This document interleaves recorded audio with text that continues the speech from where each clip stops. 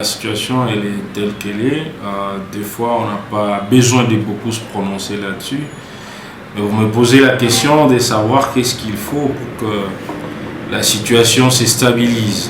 Ça, c'est même le vœu du chef de l'État, le président de la République, Félix-Antoine Tshisekedi Tshilombo, la stabilité des institutions. Vous le savez bien que moi-même, à un moment, j'ai été candidat gouverneur et dans mon discours, j'ai dit et j'appelais les élus du peuple que c'était le moment où il fallait se réveiller pour faire un bon choix, pour sélectionner des bons dirigeants. Tout simplement parce que si on ne sélectionne pas correctement, c'est alors qu'on a des sérieux problèmes. Et cela m'avait même coûté un peu. Les autres ont pensé que j'étais en train de dénigrer ou j'étais en train de diaboliser, mais je l'ai dit que c'était le temps où il fallait des dirigeants aux mains propres. Je l'ai dit qu'il fallait les dirigeants qui n'ont pas de poches longues.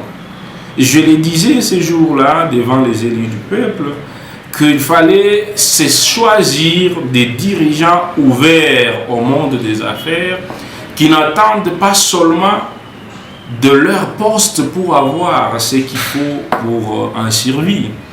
Vous allez jeter un regard partout, vous allez comprendre que le problème est on parle de la mégestion partout. Mégestion, mais pourquoi cette mégestion? Parce que, bon, peut-être certaines personnes veulent puiser dans les fonds qu'il faut investir, qu'il faut mettre en action pour développer notre pays, nos provinces. Et au finish, quand on ne se distribue pas correctement ces fonds-là, il y a des problèmes. Donc moi, je crois que la question, c'est la bonne sélection. D'abord, de dirigeants qui ont un cœur ouvert, un cœur rempli d'amour pour notre patrie et pour nos provinces. À ce moment-là, ils ne vont pas se battre pour le moyen, pour se distribuer les gains, et après, il y a tout ce qu'il y a. Est-ce que moi, je pourrais vendre ma conscience pour faire un choix, ou pour parrainer, ou pour appuyer quelqu'un qui peut-être ne pourrait pas m'apporter ce que j'attends? Bon, ça c'est une question, je ne dis pas que tout le monde ne peut pas apporter. Mais la situation est calamiteuse, c'est vraiment crucial que dans 5 ans, vous trouvez que dans la province que vous venez de citer, ou ma province aussi, à chaque fois on doit changer des dirigeants. Moi je pense que cela n'est pas souhaitable, parce que la stabilité est importante. Je prends l'exemple de Tanganyika, où on vient de déchoir Madame le gouverneur. Et il ne reste qu'une année. Qui est-ce qu'on va mettre là-bas pour qu'il fasse quoi, pour qu'il apporte quoi dans une année qui nous reste pour aller aux élections, ou après les élections, qu'on organise les élections de gouverneurs? Qu'est-ce qu'il pourra apporter? Je ne crois pas. Donc, il faut voir la question de cette manière-là, que déjà au départ, il faut faire un bon choix.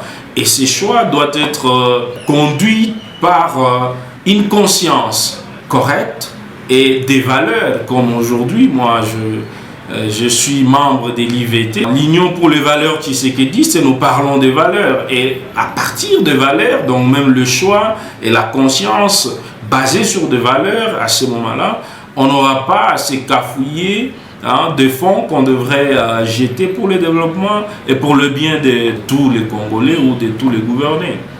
Ceux qui n'ont pas remporté, comme ça a été mon cas, on n'a pas intérêt de se battre avec celui qui a remporté, mais on n'a même pas besoin de se regarder comme chien, je ne sais pas moi, et chat, mais on a tout simplement besoin de synchroniser.